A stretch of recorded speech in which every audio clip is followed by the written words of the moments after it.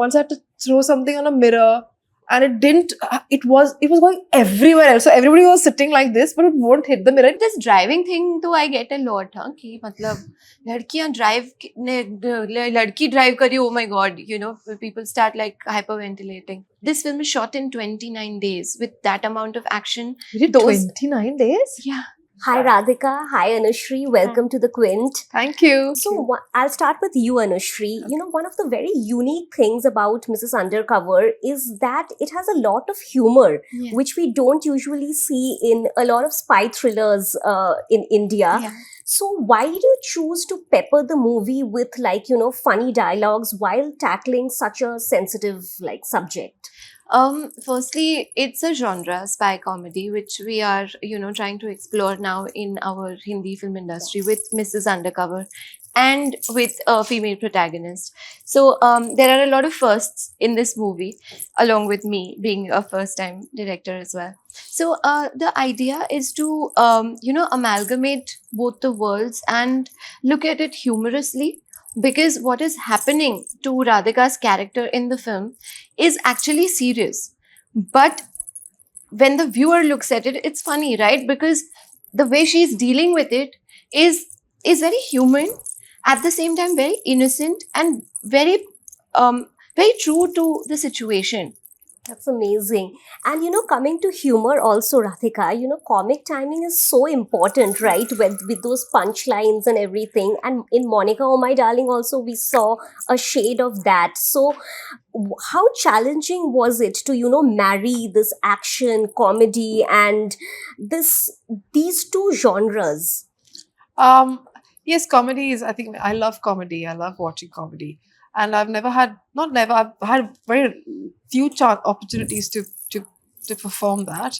And I actually would love more because I like to do it. I just find it quite scary also in a good way, because with comedy, it's like either you make people laugh or it falls flat, right?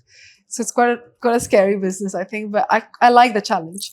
And action, I don't think I've been very equipped with for it, because you just don't really get the opportunity, so you're not like really trained for it.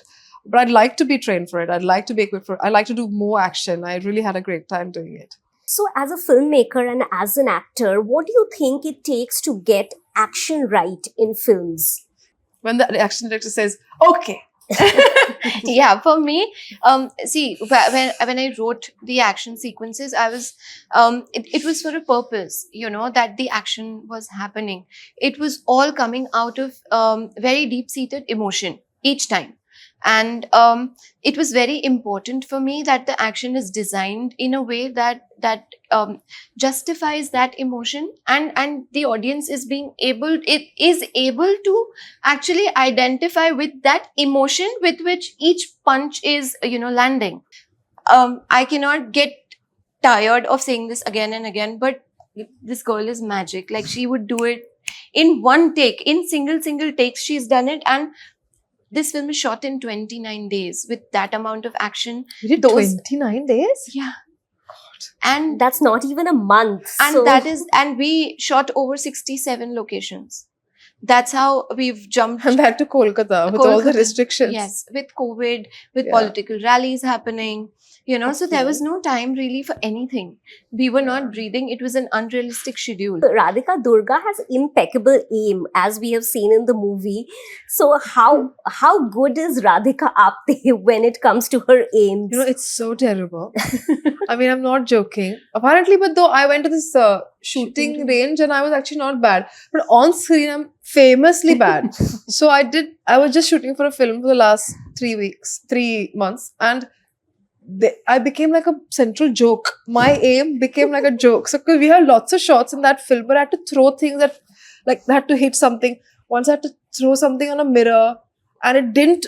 It was going everywhere else. So everybody was sitting like this, but it won't hit the mirror. The mirror was here. So finally they said, okay, we're going to rehearse. So I hit it so hard in the rehearsal, the mirror broke. So we were delayed because we had to change the mirror. And then there's one shot where I had to throw these two bags, very light bags, in a massive, big truck, which was here. And I couldn't throw. I'm not joking. We've got footage of back BTS. I could not throw because I was so stressed. I'm trying to throw, and one went back, one went somewhere else. It was. Oh my god!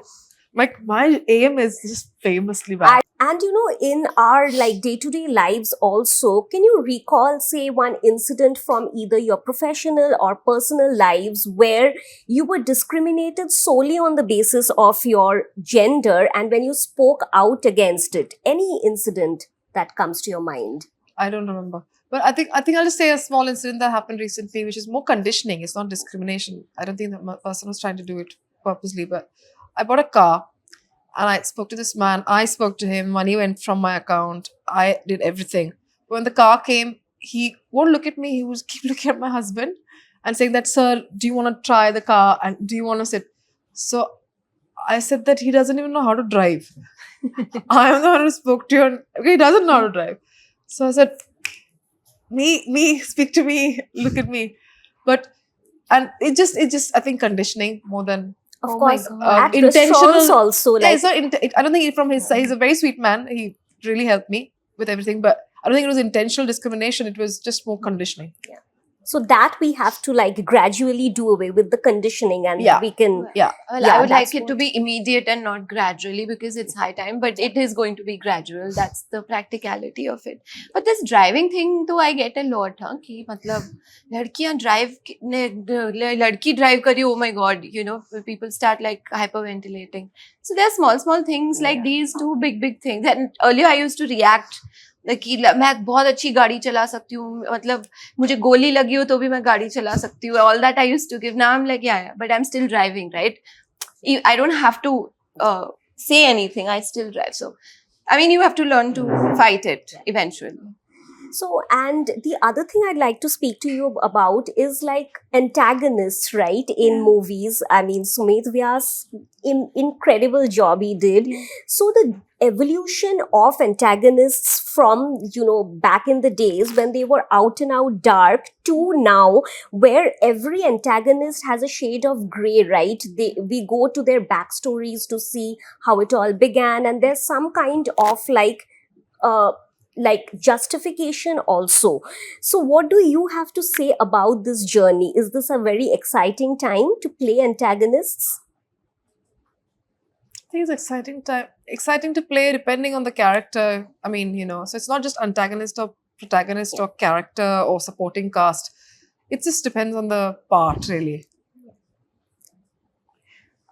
Well, to me, I mean, antagonists are also, very, very interesting. We've had some crazy, amazing antagonists in the past, but I think over the time that we've evolved, we've all learned that we all have a dark side, and antagonist is somebody who only chooses the darker side, right? Otherwise, if you look at any movie, the hero's journey and the villain's journey is almost similar in terms of backstories, where they're hurt in some way, or they've been wronged in some way. It's just that the hero chooses that मेरे साथ हुआ मैं किसी और के साथ नहीं होने दूंगा. Antagonist chooses मेरे साथ हुआ तो I will make sure that everybody goes through. It's just a matter of choice. So that's what differentiates the antagonist and the protagonist, and everybody has those shades. So it's very interesting as a filmmaker to explore both, and be able to eventually bring that out, that it's about choices. Thank you so much. Thank for you. talking Thank to you. us.